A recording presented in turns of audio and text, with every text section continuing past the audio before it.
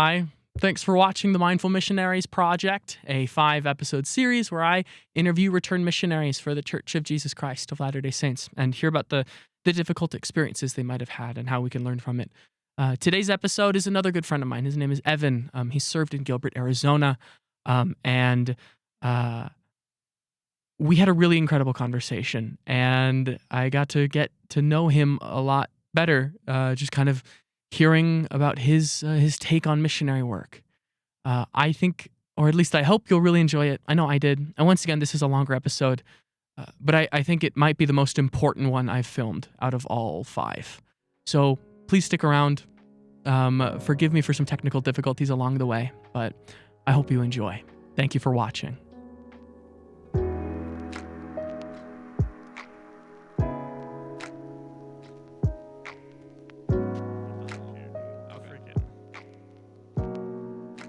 Okay, whatever you're comfy with. You know what I'm saying? Yeah, it's like, it was so funny because I actually had a cool experience because I went home 9 months in and I came back after 4 months and then was out for another year and then went home early. So I didn't do the whole thing, you know, but I finished it technically. Yeah. Whatever. But it was no, I don't know how a good way to do it. But okay. Can I actually, before you get into that, I feel like this is going to be a good meaty story, and I don't want to make you tell it twice. Is it okay if we officially say this Sure. is what's going on? So can I have you kind of a little closer to the microphone as you tell the story? Yeah, go ahead and whisper sweet nothings into it. No. So I was on my mission for 9 months and kind of average. Well, I was in COVID. So I went out, I did the online MTC, went out. You were in I was in lockdown. I was only in lockdown hard. You couldn't leave your house for a month or 2.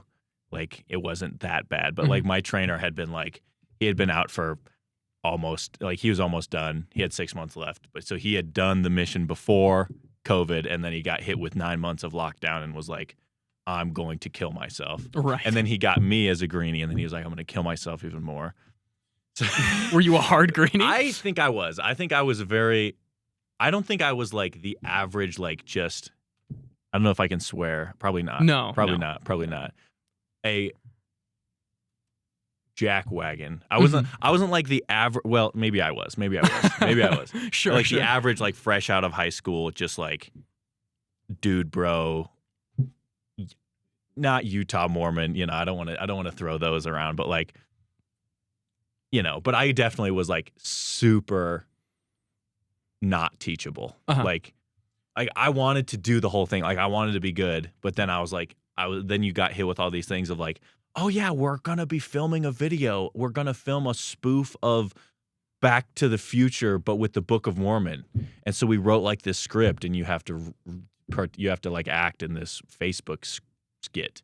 And I'm that's not even close to at all what I signed up for. I was gonna say, in your defense, it was the strangest period of trying to tell about Jesus. It was ridiculous. I feel every missionary has that. You get out there for first month or so is I want to go home. This is terrible. But this was this isn't even hard as in I'm getting antied and the door slammed on me. It's I don't even get that opportunity because I'm locked in my house and I have to just sit around and pretend to Facebook find. Yeah. So anyway, so I did that, and then we got out of COVID. Although it had all this crazy which, to be fair, tracting I don't think has ever been the greatest, knocking on, just going door to door has ever been the greatest way to find. But I don't know. There's I feel I guess you were kind of talking about experience, I don't know how you posed it, experiences that are not great, but just part of the process that people don't want to think about is I feel that's one of those, it's not a euphemism, but it's what are those things that's a saying oh, it's the thought that counts. Mm-hmm. You know what I mean? But depending on the person, it's like, for Christmas I got you this gift card, but it's the thought that counts, but nobody really actually thinks. You know what I'm saying? Mhm. It's like, I feel like tracting doesn't work is one of those euphemisms that's like, I don't know if euphemism is the right word, but it's like one of those things that's like, oh yeah, it's like, it doesn't really work, but like, if you don't do it, you're not a good missionary. You know what I mean? Yeah. Like, everybody in the church has like established going door to door, or like missionary culture, maybe not in the church, but like mission, you know what I'm saying? Like, Yeah, 100%. missionary culture is like, It's like a rite of passage, the door knock. you have to door knock, which I think it is. Like, it's just good to like be able to talk to people and like whatever, but like, I feel like that's, I don't know what I was talking about there. No, So, that's like, fine. So yeah, I'm a little confused too. Maybe so help me bridge the connection between your like rough experience with the mission and then your experience. Is this are you talking about your personal experience knocking on doors or like just kind of a commentary on like the culture around I it? think Or is it neither? I also think, see, now I'm just bad at this because I'm going on tangents. I think that's why my mission, that's what I want you no, here my for. mission,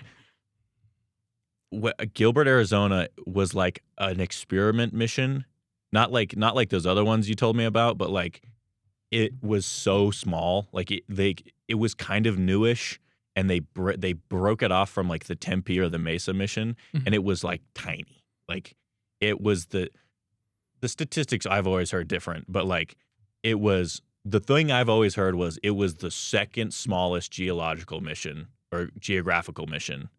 in the world. Interesting, like proselyting mission. Yeah, like second smallest proselyting geographical mission in the world. There's some like there's one in Peru and then there was one like Temple Square is the smallest geographical mission. It's like a block. Right. But like ours was like 3 towns, and so I got in, and my area was a third of a neighborhood. And really, yeah. So like it was. We had, and like, I don't know, I got to talk to more Utah missionary, like people that served in Utah, because I feel like those missionaries, I feel like they're over like stakes, right? Like you have this stake and you have this like 6 wards that you're over, right? So you get to like meet a bunch of people, and I don't know what it's like there, but like there's a lot of members, and I feel like there's difference in a mission where there's a lot of members versus not. 'Cause you get fed, but there's, stigmas against Mormons and whatever. And anyways, like I feel like we had that, except for I only had 2 to 3 wards my entire time, which was very nice because you got to meet a lot of the people, and like that's another. See, I'm trying to work out that euphemism thing, because there's another one that's like, oh, I did a lot of member work on my mission. I just reactivated a lot of people, But then you hear like missionary, leadership lingo, and they're like, only spend an hour in each member's home. You can't spend more than an hour, or else you're a lazy mission. You're hanging out. You're not supposed to hang out. You're not supposed to be their friends. You are a servant of the Lord, and you're supposed to just teach, baptize, and teach, and all. That's all you do. And it's like, yeah, but everyone on this block is either a member or they hate members because they live around them their entire life. Like, well, isn't that statement right there kind of a similar catch-all to saying like, oh, we did a lot of member work? Right. The generalizations, is that the term you're looking it's for? got to be. Yeah, I think it's that. It's like, yeah, it's just super general, and I think that's with every culture, but it's just because I live in the Mormon missionary bubble, whatever. But so kind of in the frame of like, so am I hearing correctly that like these generalizations or were something you focused on because were they something that you had like heard before the mission and was that kind of rattling in your brain as you went out into the field? Is that what I'm hearing? I think I went like pretty open-minded, and then as you like get into the groove of missionarying, you kind of like start to pick up on these things, and you're like, oh, like I thought, that's another thing that everyone's maybe generalization is like everybody says, oh, I thought missionary work was this, but then I quickly discovered that it was this, and like I feel like everybody has that, but like just in COVID and just in like the weird mission that I feel like every mission has like there's mission culture and then there's like specific mission culture, and yeah, I just think we have generally in the church, maybe this is another, maybe I'm going to generalize, is just like people like, what am I trying to say here? That's it. Take your time, man. We got nowhere to be. Everybody, like I said in the beginning, everybody learns to do the missionary thing, and it's like at your own pace, and you're on your unique perspective on things and everything.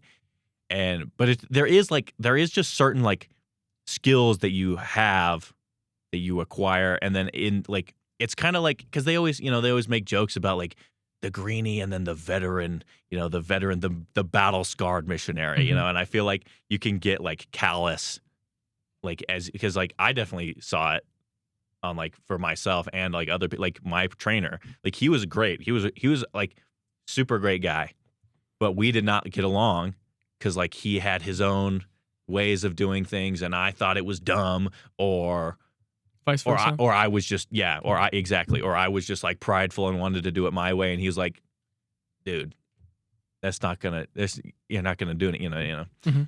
But yeah, I just think, because the whole goal, right, is like trying to bring people to Christ. I guess that's what I was getting at with the member, like I did a lot of member work on my mission, and it's like I feel like people, I guess that's the generalization I'm trying to land on, is like I think people that you were kind of talking about is like these experiences that we have as missionaries in this weird bubble, is people want,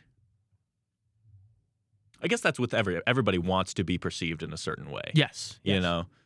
And so when people, like, you hear all these stories like, yeah, I got attacked by cannibal gangsters in New Guinea, Ecuador. in Ecuador, Yeah. and you're like, I don't, maybe that's just me being mean and judgmental, but like, I'm sure people do. Are you like casting doubt on like, Maybe, did you really? Was it really that bad? Maybe was it really that bad? But because then you also hear these, people that was like, yeah, you went to India.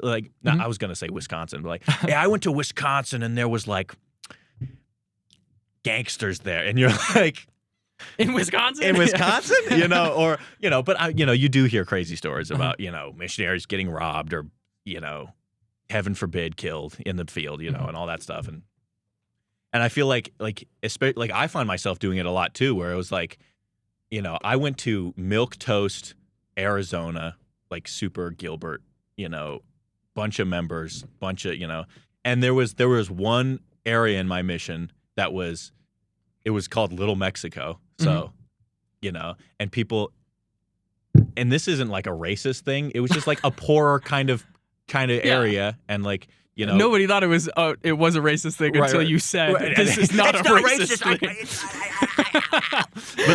but like, we just had this area, and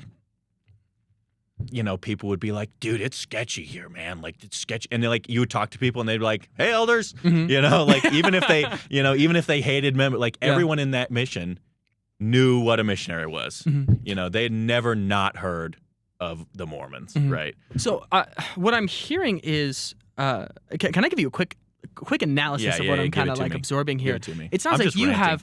No, I love it. It sounds like you have this unique experience where like you have found yourself in a mission that is very much a Mormon bubble, but the culture was like, the missionaries within the bubble don't want it to feel that way. And so maybe some of these stereotypes of missionaries were kind of exacerbated. Yeah. Does that sound right? You're good at this. Thank what you. you're talking. No, Thank you. That's fascinating. That's exactly what it was. Because I feel like, and of course, everyone who always says, oh yeah, like there's like they're that type of person, or you're that type of person, they're always gonna fit into their own little bubble. Like, I'm not any different. But like, there was the hyper obedient missionaries, which are like, good for you, dude. I wish I could like, this is just a complete other tangent. I wish that I was by no means a great missionary. There was some transfers where I was just, I guess that's part of the thing, is like these experiences that nobody wants to hear about. I feel like, oh yeah, like you hear about, yeah, I got this, my favorite, you hear my favorite companion, and we just taught and baptized everyone. But then I had this other companion, and we hated each other. But what about the companions that you just kind of were like, yeah, we're just hanging out, and we're not really doing much. Like, we're trying, but like, Yeah. you're not the really slower transfers. Yeah. Nobody ever talks about how often there are slow transfers. Right. And there's like, and I feel like everybody, that's a thing in like psychology, I'm sure, is like you think you remember the bad things more than you remember anything else, and you remember the good things, Yeah. You remember the things more fondly and anything. Anyway, but like in my mission, we definitely had like the super, like the counterculture, watching movies and then of course you get the whole like, oh yeah, and then this circle of elders like cut off. They I guess I shouldn't talk about that, but like they like went skinny dipping in the baptismal font. Yeah. Everybody's heard or like they gave the priesthood to a frog, and you're just like, that did not happen. Show me a proof of someone who gave the priesthood to a frog. Oh my gosh. Okay. And it's like, it's exactly what you said. I feel like people just like tell these stories, or maybe even they're just regurgitating stories that they've heard, just so that they can be a part of the mission group, the culture, the zeitgeist, the or whatever. zeitgeist. Every mission has a story of like a companionship, hot tubbing in the baptismal font, or like what's another one I've heard? One that I heard is like sisters putting water into their car for gasoline and then praying that it turns into gas. And it's like, stupid really? sisters. Oh, they broke their car, and the vehicle coordinator, like, freaking, Yeah, it's just like, they're like, there's no way that all of these missions have the same story. Like, maybe it happened once or twice. And then it just got... So, it just kind of permeates from there. Yeah. Allow me to kind of like pull this experience into sort of the subject that I want to tackle with you. And that is your personal emotional experience in the mission field. Right, so how I guess do I you... should stop. Just like No, it's fun. It's fun. We're setting a foundation, and it's fun. It's fun to like talk about and stuff. I want to get like your experience being in there. Did you feel like, broadly speaking, did you feel like you fit in your mission?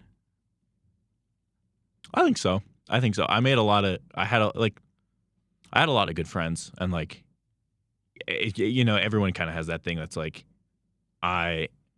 I have really good friends, like I still talk to some of my companions or some of my elders that I served with around or whatever. But then, generally speaking, I do think I did. Like, there's always people you don't get along with, or people you like, whatever. But yeah, I think also, to go back to and everybody's mission experience is unique, I think. But like, our mission was so small. Like, we lived like sometimes like 3 or 4 companionships to a house. Like, there was 6 or 8 missionaries in a house at a time. And like, you only drove like 20 minutes to go to your zone conference at maybe, like, and so we on P days, we would have like district activity, and you couldn't gather, what was the rules? You couldn't gather to more than your district in a single group. Or whatever it was. I dodged COVID, luckily. I don't remember. Right. And so, good. But yeah, so like we would hang out, like we would do district activities all the time. Like, we hung out a lot. So like I feel like we had a pretty good mesh. Like, you got to, like, I've heard people that are like, in Montana or Alaska, and it's like, yeah, I only was with my companion, and I didn't see any other missionary for like 6 months or 4 months, whatever it was. So, but yeah, I think I got along pretty well. Yeah. So, I want to kind of talk a little bit, or get into your head while you were a missionary, sort of like where you were mentally. Okay. What expectations did you have for the Gilbert, Arizona? Was that the official name of the mission? What expectations did you have going in that you feel like? Oh, sorry. Let me simplify that question. What expectations did you have for the mission?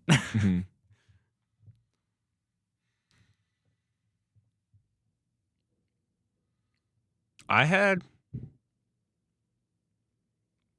I gotta stop myself from launching into a rant. But like, personally, I feel like, I think, and also I think this was to my detriment. I didn't like really start like preparing or even thinking about it until I was in the MTC, and which was the online MTC. Like I'd kind of done the whole, high school thing, and you're like, I'm not going to church today, Mom. Yeah. And it's like, and then it was never like, anything crazy, but like I didn't really like put my like effort into it until I was in the MTC, and then I was like sitting on the silly little Zoom call with all my little screen companionship, and you were like trying to teach this person. I remember we had a practice lesson with this guy that had a BYU flag behind him, like in the webcam, and and it was like my companion and me. Like we weren't even like, it was all like, it was, I'm sure they have that in the real MTC where you like practice, like teach a lesson. Yeah.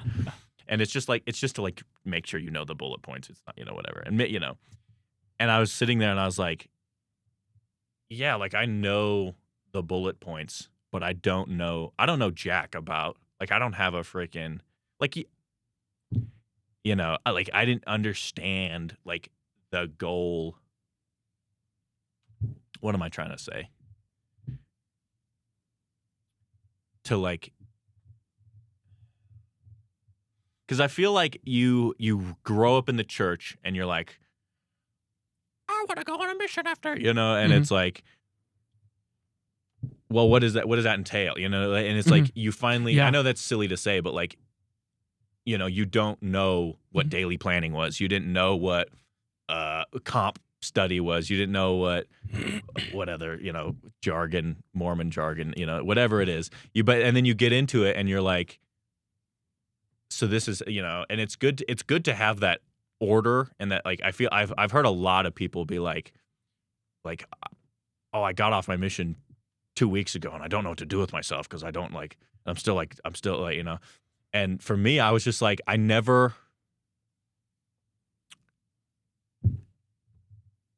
like put my whole, like, at least I feel this way, and it like, and I'm sure I wasn't just like slothful sinner, like awful missionary, but like, I feel like I never put your best foot forward. Put my best foot forward, And so like you're in the MTC and you're kind of learning this thing and you're like, yeah, it's cool, it's whatever, it's online, whatever. And then you get out in the mission field and you're like, oh, I'm like, no idea what I'm doing, and then you start to realize, oh, I have to like know this stuff. Because even it's not, you're not, the whole thing, one of those other not generalizations, but it's just like sayings is like, you don't convert anybody, the Spirit does. And it's like, yeah, but like you have to be trying. You have to like, be able to, you have to be trying to, at least to be a good missionary, to be like, and what even does that mean? And there's the whole numbers thing. I'm sure on this podcast you've talked about. Have you like just like, well, like number chasing? Yeah, like the number chasing and stuff. Like I'm sure that gets talked about a lot. Maybe a little bit, yeah. Right, and you like, there's such a weird pressure to be like, it's the same thing. It's the same thing where it's like, oh yeah, the knocking on doors doesn't really find anybody, but then it's the same thing where it's like, numbers aren't everything, but what are your numbers? Don't come. Hey, what are your numbers? I though? see. Hey, we've had 7 lessons this week. Yeah. Elders, if you have enough faith, you'll find people to teach. And you're like, well, I'm walking around in 112-degree heat, just begging to talk to anybody, just like, please, like. And then you like, and then you have to sit. You have to, you spend your week just like desperate to talk to anybody.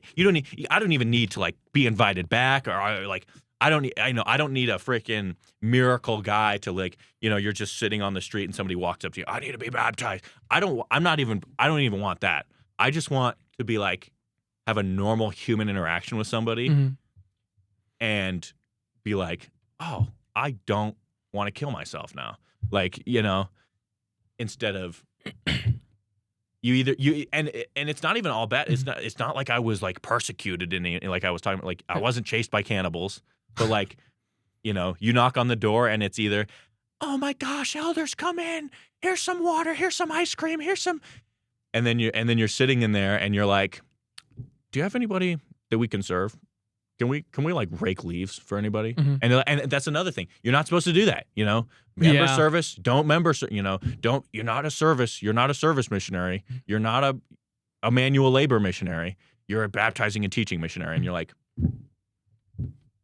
yeah, but where are they? Where like how do I do that? Where are where are the lessons that I get to teach? I think something that you've touched on that I would love to like kind of expand on is like it sounds like this experience for you and I can relate to it is like perhaps we weren't like we didn't cannibals weren't chasing after us, but just like the grueling nature of missionary work, just like day in and day out, just like going through the monotony of it. It sounds so like weenie because and it's the worst thing because you feel like you hear all these stories like the guy that was missing a leg and he walked 16 miles to build the temple every day until he John Romoyle, that guy, and then or the guy that the people that froze to death carrying the people across the frozen river and you're like, yeah, well, can I do that? Let me get that. Can I hold that? And it's like and you sound like such a weenie, but it's like such this weird pressure that's like, are you baptizing and teaching? No, we walked this lady's dogs. Yeah, it's so interesting that like we find ourselves in a position where we like wish that we suffered more so that we could have an excuse to complain more. Right. Which is it's so interesting, and I think that's like I wonder if that like is a comment on church culture at large because we sing "Count your many blessings, name them one by one, and it will surprise you what the Lord has done." Right, and I definitely there's definitely transfers where I was locked in and I had a great companionship and I got comp unity in the spirit, and we still didn't baptize anybody, but like you didn't feel awful, you were trying to like do it, but like it's so hard to be in that mindset, like it's so hard to like have your that righteous desire to just be like, no matter how boring or annoying or awkward it is, I'm just gonna lock in. But you can't do that for and some people can, and that's what I was kind of talking about with those other, but it's like some missionaries can, and the whole comparison is the thief of joy thing is like you get that, and it's not even with like you said, like I wish like I could say, and we had to run through the cannibal jungle to get to the member lesson or the missionary lesson every day, but they got baptized and they're still active and they're so great and I'm such a great missionary. And you're like, at least I got fed every day. I got fed, the members fed me every single day. I never, we gained we gained like 20 pounds on it. Like that was like a thing in our mission. It was like, you have to make sure you exercise because you're getting fed every day and like home, and that was so dope. And I'm so grateful for that. But then like my brother went to Mexico, like deep ghetto Mexico. Like he actually, like he has pictures of like him with gangsters, like and whatever. And it's like, and and you're like, I don't think envy is never going to get you anywhere. But you're like, he baptized people. Yeah, stop me if I'm crossing a line with this question. Do you feel like you were robbed of an experience? Is that what you're trying to see? This one. I'm gonna keep saying this, but you're totally totally like. And I know there has to be missionaries in the States. Like I said, I grew so much. You learn. You just by reading the Book of Mormon every day. Like, once again, one of those things that's like read your scriptures every day. But until you do it, you don't realize how like cool it is. Like, and it's like, my mission was great. But then you're like, it's exactly that. And I shouldn't even feel bad. One of my companions, he was from Winslow, Arizona, which was like 2.5 hours away. Dude. And I'm sure there's a bunch of stories like that where it was like, yeah, I'm up. And my parents moved to my mission halfway through. And so when I went home, my parents picked me up from the mission office, and all those stories. And it's just like weird. It's that thing that's like, you go to a faraway land, you sail to Hawaii and teach the natives, and however, all those mission stories right in the beginning, or like, and then you just like, oh, I got called to Pocatello. Mm-hmm. And so I drove to my mission, Mm-hmm. and it's so weird. It's that weird pressure of like missionary-ness is like, I didn't go on this epic quest to like, do as the Lord commanded and say, build a boat and da da da da da. Mm-hmm. And it's like, I wonder, like, I guess like, I wonder how do you like, how, like, how do you like, not cope with it, but like, why is that such a thing? Like, I know everybody wants to feel important. Like, that's just a common, thing. But like in this weird mission culture, and I shouldn't say weird, it's this special thing, this religion that we have that we love so much. And you want to go out and spread the good word. And you're like, well, I got called to Pocatello. I live in Idaho Falls. Whatever that may be, I'm sure there's, whatever. But like, how do you like, and I'm mostly better now, like, I'm so grateful that I was like, I don't know, that sounds like ego, but like, No. that I was able to like be okay with it, but like, I know people that are like super bitter about their mission experiences, and it was just like awful and all this trauma and stuff. And it's like, that's totally fair to those people. And like, everyone's missions are hard, but like that, it's like that weird,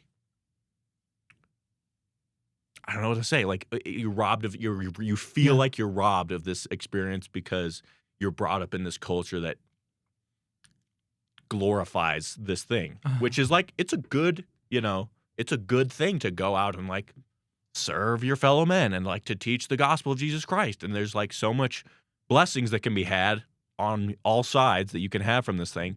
But you're sitting there just like, my brother went to Mexico and I'm right, and it's just like, it just robs your own experience. So like, it's just, I don't know, Was this would it be right to label this a frustration? Oh, is yeah. that appropriate? This Yeah. frustration, is this something that did you feel this way during the mission, or is this something that kind of like developed afterward? I think it started right as I like opened that email, and I was like, yeah. And then you're a stupid high schooler, and you're like, nah, it doesn't matter, and Right. and then you get out and you're like, or I was even weird because my MTC, online MTC, I had people from that MTC go to like South Africa and Brazil and stuff. And so you're getting those emails and you're like, yeah, we baptized this whole family. And I think whether stateside or not, I think that's a thing. Like, when you hear of others' success, you're like, what am I doing wrong?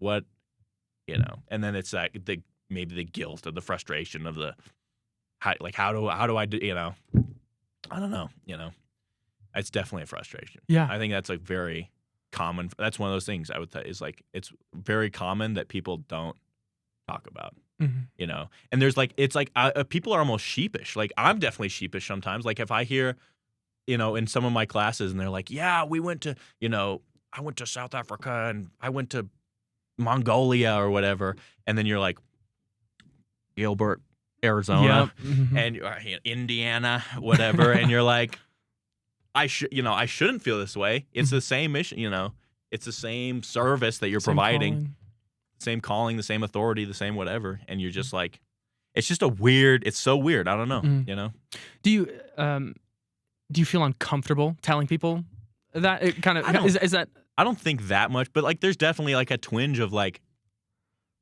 yeah. Oh, but my mission was hard too. Yeah. We got fed every day. I know you had to eat rice, you only got to eat a bowl of rice every day.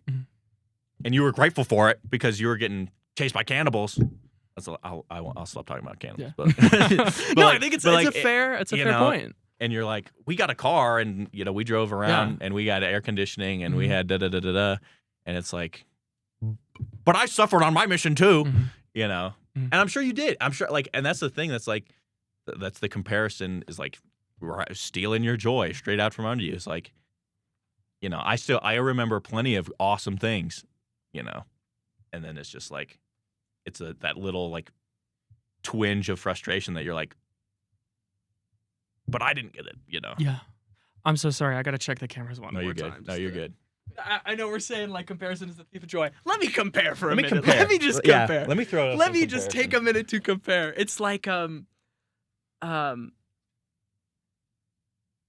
comparison, if we were to write down all of the crap we had to go through in Indiana or stateside versus like Venezuela or something like that, we had it way better objectively. But it's still like we suffered in our own right. Like I got bashed a lot. Like my spirit, my relationship with Jesus. Nobody told me that my relationship with Jesus would get ripped apart half a dozen times, and I would have to pick up the pieces and figure it out, which is really frustrating. But yeah, I had like a really comfy bed, and I got fed most of the time. And sometimes people would just give me money on the street, which is like awesome. But it's also like, it's you just find yourself in that weird position where you're like, in comparison to somebody who went to Africa, like I had it great. So what do I do with these, like, with these issues? I wonder if maybe the I'd love to get your thoughts on this from your perspective, because I think like these attitudes and these feelings are probably fresher in you than they are in me. But I wonder if like is it bad to say that like it's not like we had it better off, we just had it different. You know what I mean? Oh, yeah. Would you agree with that? Oh yeah, that's like, I mean, that's like, and I complain, I compare too, and it's like, that's like with everybody. It's like, I'm not starving to death, but like, I know people that struggle with depression and anxiety. That's like, you live in this first world country and you live in a comfy bed and you da-da-da-da-da, and they feel, and it's like compounded by, oh, well, my life is super easy. Why do I feel so awful? And it's like, and I mean, missionaries definitely have a bunch, and I feel so bad because like before my mission, I was one of those people that was like, suck it up. And mental illness isn't a real thing. And then you get out there and you're like, yeah, and then it becomes real. And you're like, oh my gosh, this is awful. This is the worst. This is the yeah. And you're just like, yeah, it's so, and I guarantee you, it's the devil. Like whether or not, and it's like I always think I sound superstitious, but like the devil has power, like just the way that the Holy Ghost does, like, and it's just like, and I think and I would see, that's so funny. I always, when people say like, oh, the devil's working overtime to get your soul, he's trying to get you, and you're just like, but it's true. Like you definitely, like there are some times when you're sitting there and you're like, I cannot get this, like, I suck, and I'm a terrible missionary, and I'll never be as good as, and like you can't, like that's like, whatever it is, I don't know how it all works, whatever evil spirit is whispering at you, but like you're just sitting there and you're like, my brother's in Mexico and he's baptizing people, and I'm sitting here doing nothing, I want to go home. And I'm sure everybody feels that way sometimes, but yeah, I don't know. Yeah, it's true. I think what you're talking about kind of like helps me to tie in like a thought, and I lost it.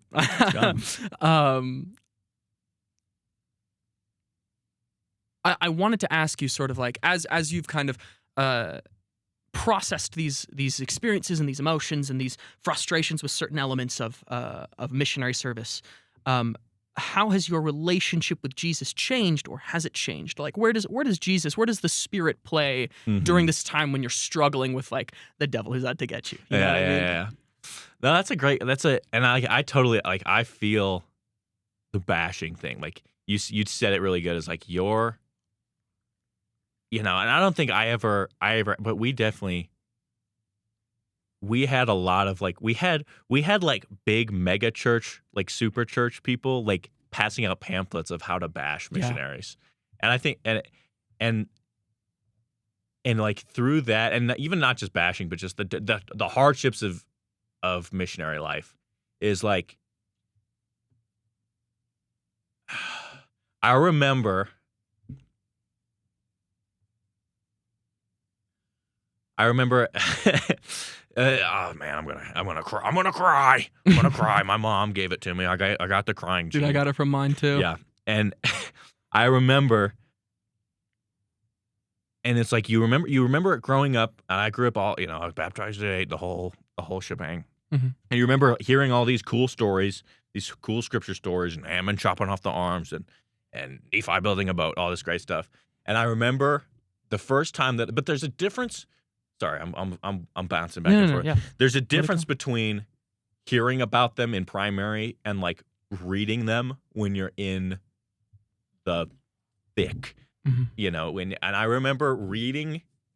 It was like one of my first. It was like I think it was my first transfer with that trainer, and I remember reading the Stripling Warriors, and it was like you're in this thing, and it was kind of that thing where like I'm not in this situation. Like I'm not fighting Lamanites. I'm not starving to death. I'm not living in a cot being eaten by mosquitoes, or whatever. I'm sitting in my comfy air-conditioned bed, but I'm having this struggle. And I remember the first time I read the Stripling Warriors, that was like they just had faith. And it's such a hard concept to just like, because you can't just say, just have faith, dude. Because then you sound like those missionaries that are like, yeah, if you just pray really hard, your depression will go away. Yeah, just pray harder, dude. Like, but it's so hard to just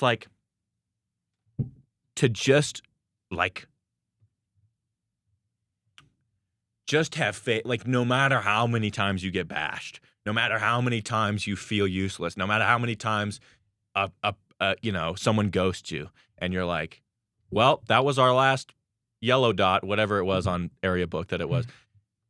You just are like, I'm just gonna try, and if I can even bring myself, like, if I can even just like,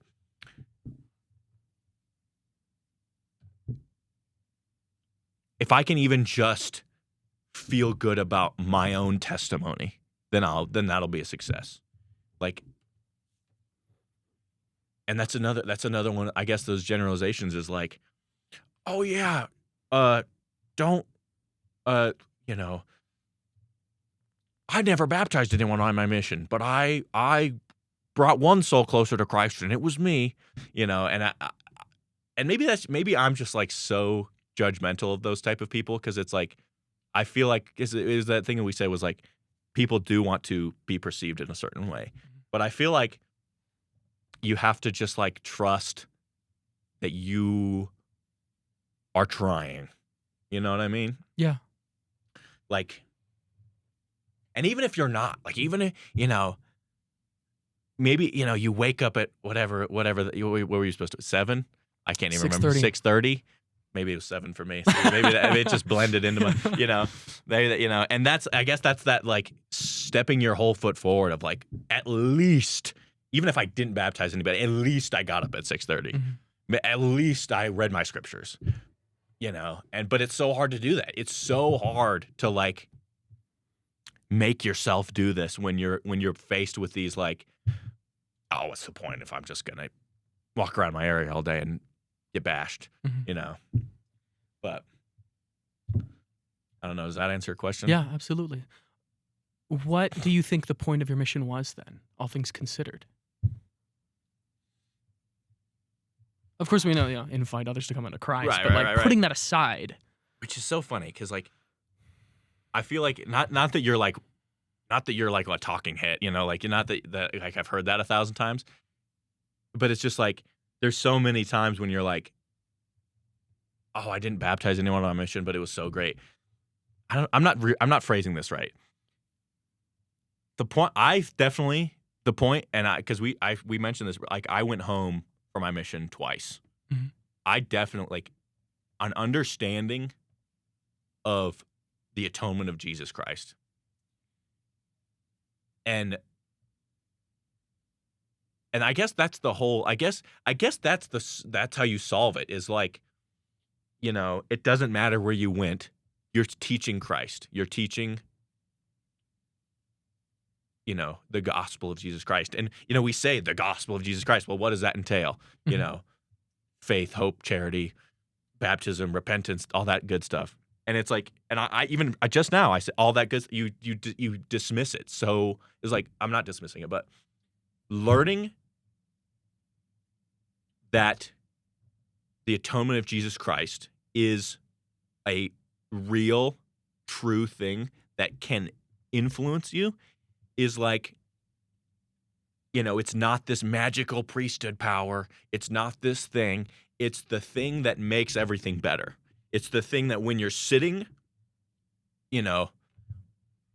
by yourself in your bed and you just like want to, I don't know, Mhm. whatever struggle you're dealing with, it's the thing that literally makes it better. It might not make it better right that second, because I remember and I remember you asked me, was there any weird, people treating you weird, anything?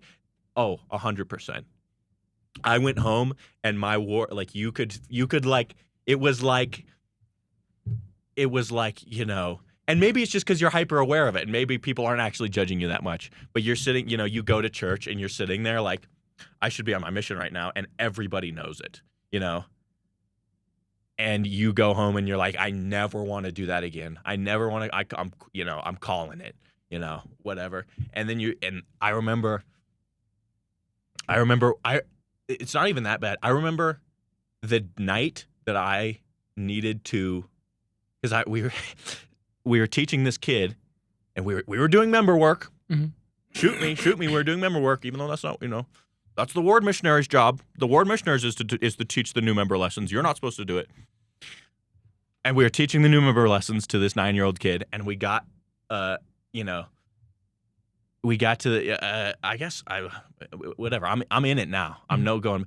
We got to the law of chastity. And it's that's such a weird thing. That's like, that's another thing that's not talked about, is like so many people struggle with this thing, and so many people, like I've heard a lot, not hundreds. I was going to say hundreds. I've heard a lot of stories of like, yeah, I was in high school, I messed up, and then I went on my mission and felt terrible and needed to go. Like, I'm not a special case, but like, there is so many, like, where that's not talked about, where it's like kept in the foreground of this like mission, like this bubble of like. And so I went home, and I remember the night I was like, we got done, we rode our bikes home, and I was like, I just felt this like awful, just like cutting dread in my stomach of like, if I have to like look that kid in the eyes one more time as this, unworthy missionary, whether or not that I'm this like grave sinner, law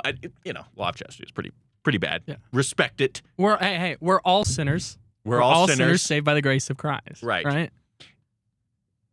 I gotta check you there. Right. And we're all, and I remember I was like, if I have to look that kid in the eyes, who's this like perfectly innocent, like this super nice, just the great kid, and it,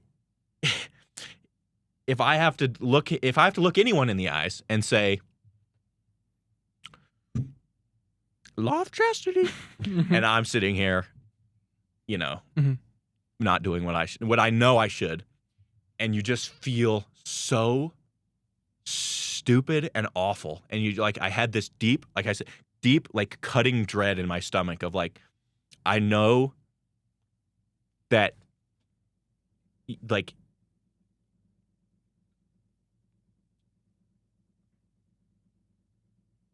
well, like, that this thing exists, that this atonement thing exists, and then I texted my president, and I was like, hey, President, I have to talk to you, and it's like, and then I chickened out and deleted the message, but thank goodness, whatever it was, you can't unsend messages on whatever message app that the mission phones use. Yeah. And so I got a text back, or I got a call from the mission like next morning, and I was like, it's over. And so then you have to go to your companion and say, can you drive me to the mission office tomorrow? I have to talk to the president. And then, then everybody knows, whatever. And then you go and you talk and and it's awkward. And then it's like, okay, well, I'll talk to the 70 and then I'll get back to you. And then, of course, you got to go home, but you're free to come back. And I was like, I remember I was sitting in the office and I was like, oh my gosh, like I thought I was cooked. Like I thought they were going to take my garments and my temple ring, and I was like, oh. And that was the first little spark of like, oh, maybe I'm okay. Maybe I'm okay. And this isn't, I guess this is just missionary adjacent because it happened on my mission. But that was like you talk about the gospel of Jesus Christ. And that was like the first time I had felt that thing. It was like where you like had heard about it and you knew about it. Like you would physically like actually knew. Like, and I remember so then I went home, did the stuff, and I came back, and I remember I had such a, like, I was so much more, like, because you still had the same struggles, you still had the same, whatever, but you were just, like, I was much more set in, like, why I wanted to do it, because it was, like, I know like you said, everyone is a sinner. Everybody has these things, whether or not, whatever degree of glory that they're holding them, or what degree of rules that they're holding, so whatever, for different people, different, religions, whatever, any human being has things that they wish that didn't happen, that they wish they could go away, that they wish could not bother them, in varying degrees. And it's like, if I can just teach that, I don't need to baptize anybody. Maybe shoot me for saying that, because that's what you're supposed to do. Called to teach the word. If I don't have to baptize anybody, if I can just teach them that there is someone out there that knows you and knows exactly how you feel, because that's one of the greatest, like, evils, is that that Satan, maybe he's whispering at you, is that nobody knows how you feel, that you're alone, that you'll never be good enough. And the atonement is there to say, it doesn't matter, because I did this for you. And, and I remember after I'd gone home and came back, I was like so much more, like, just not lax, like you still wanted to be a good missionary, but like I was so much more at peace with myself. And not that all of my, I'm not saying I was fully fixed, perfectly awesome, but I felt so much better. And then, it was more peaceful. It was more peaceful. Yeah. It was more peaceful. And, and you just, I don't know. I'm not good at putting a bow on it. I'm not good. No, that's okay. I think I just felt like a ton better about it. Like, and there's still frustrations and there's still things that I wish I could have done better, but it was like,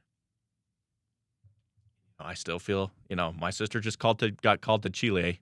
So now it's like, I'm the only sibling that went to, but it doesn't matter. Like, it shouldn't matter. It shouldn't matter. But it still does. It does. Right? Like, again, on a sheet of paper, it shouldn't, but it does. Right? Yeah. And it's okay to, we can call it what it is. It matters. Yeah. It matters to us, And that's, it does. Yeah. That's okay. That's like, our emotions are what they are, type of thing. I am so sorry. This is really good conversation, but I gotta cut. No, you got it good. Yeah, it's just the time that I have reserved for the room is coming to a close. But I do want to ask you, like, if there was like a piece of advice you could give to a missionary who's preparing to serve a mission, or maybe to yourself before you like entered the field, what do you wish you would have known, or what do you wish other people would know about being a missionary? It's a good.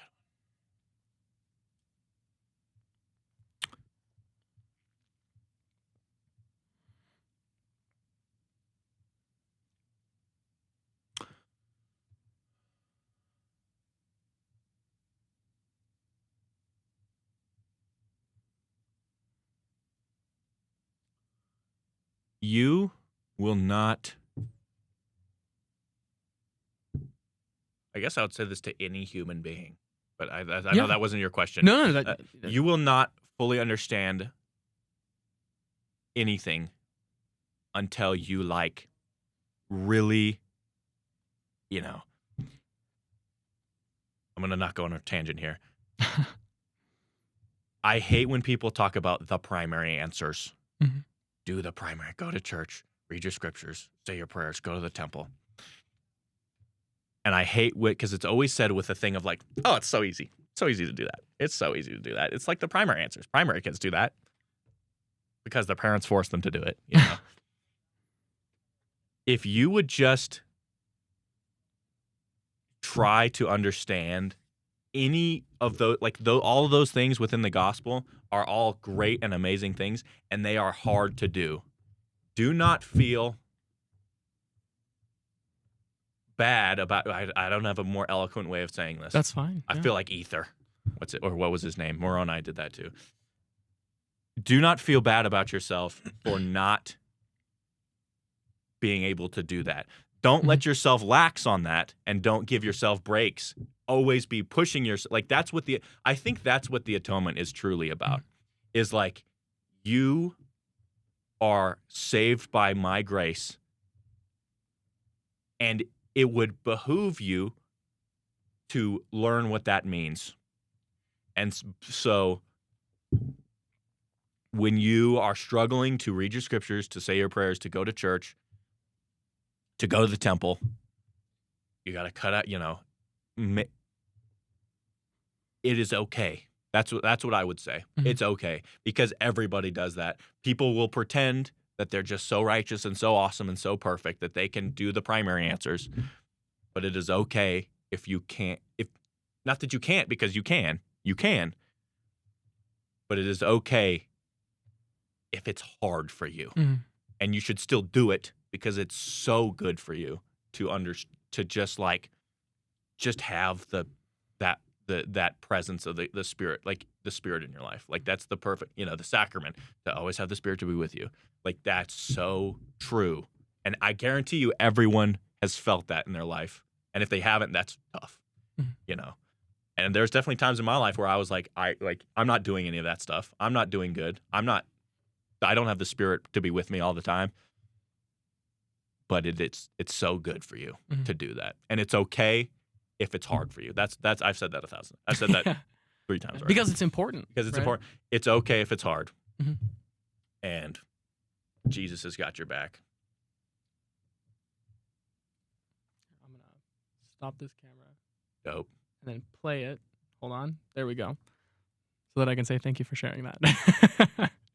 Yeah. I think I really appreciate that you said that. There's a lot of attitudes that are just things words that aren't spoken enough in church sometimes, and I think that's one of them. And we're I think everyone's trying their best to be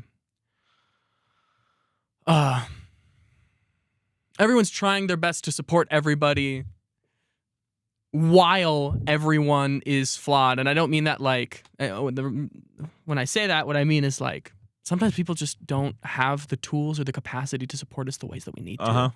And that's really rough. That's really rough. Yeah. But, yeah.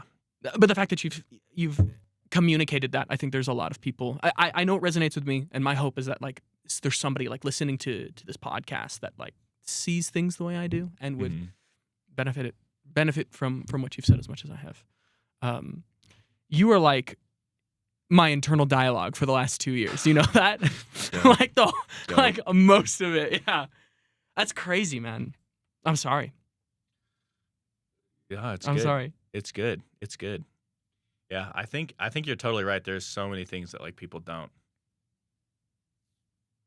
just don't talk about. And it's like not out of like maliciousness and not out of like a weird culty of like they can't know. Yeah. They It's can't just know. like, It's just like, how do you? I don't want to like, I want to, and there's like that element of like, I remember there's like this like I can't even remember. I remember this. I heard this person say like, just like fake it till you make it. But you could tell like, and I'm not like some great empath, whatever. But you could tell this person was like really going through it. Yeah. And like later, I found out like their parents were getting divorced, and their like brother had died like recently, like in a like some like boating accident or something. And I didn't know this person very much at all. And they said then they were talking in some Sunday school lesson, and they just said, sometimes it's okay to like fake it till you make it. Mhm. And I'm like, and so then later you found it. So I feel like there's a certain element to everyone about that where it's just like everyone feels insecure. Everyone feels not good enough in their own certain ways. Mhm. And if you don't, I feel like there are people that don't feel good. Like there are people that I'm sure they do, but there are some people that are definitely more like, yeah, I baptized a lot of people on my mission, like, and maybe those people are struggling with it too. But I definitely feel like there's a lot of people in the church bubble that are just like faking it till you make it, which is fine. Mhm. But it's like hard for us. It's like, what's the one that's like, there's some quote that talks about like being vulnerable, practicing vulnerability helps other people be like, it's just like a superhuman thing that's like, sometimes, because and it's totally fine. Like sometimes, like you don't want to be like one of those people that gets up on the stand and be like, I have diabetes, Yeah. and it's like, well, what if they're they want to get up there and share their struggles? That's fine. But like, sometimes you have these really deep struggles that you don't want to share with everybody. But like, you shouldn't pretend that you're this perfect, awesome person. Yeah, I think in the same token of like, it's okay to fake it till you make it. It should also be okay to like be open about the fact that you're faking it right now, that you're relying on somebody else's testimony. Yeah. And so that's hard. That's really, really difficult. It's really difficult to put yourself in a position where you're vulnerable with like a congregation of 200 plus people. Some of them are strangers to you. It's difficult. Yeah. Well, you have just been vulnerable with, there'll probably be like 10 people who watch this. So, Dope. It won't be all that strange, I guess. But dude, thank you for being here. Thank you for sharing. Thanks for inviting me. It was fun to. What your experience is like, it's exactly what I like. This is where I want people to like communicate these things and like talk about these things. I just like, it's just what you have to share, I think, is really important. And I appreciate that you had this opportunity to do it. And the camera stopped rolling. So there it goes. Nope. All right. Well, I don't know. Any final thoughts for listeners at home? I hope they appreciate your story as much as I do. You're an awesome guy.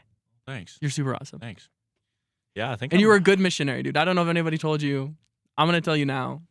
You were a good missionary. That's the thing. And then, okay, here's my last thing. One last Here's tangent. my thing.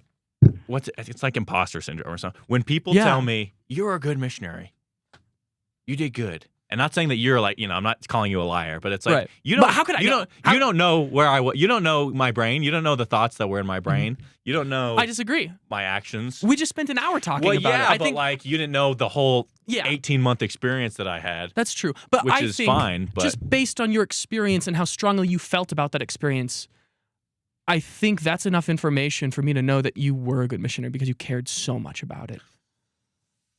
Yeah.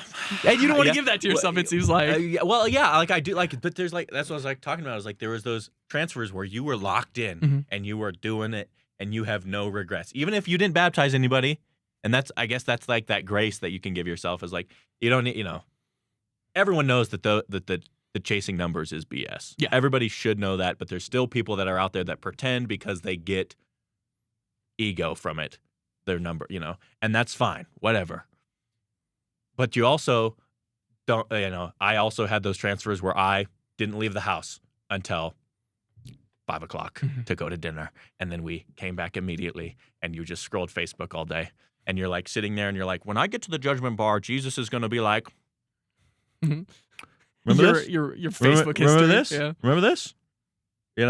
And you're just like, yeah.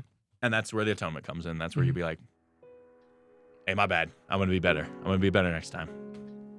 That's all we can do. Yeah. That's all we can do. Look ahead. Thank you for being here, man. Yeah. Well, Yeah. thanks for having me. Yeah. Heck yeah, man.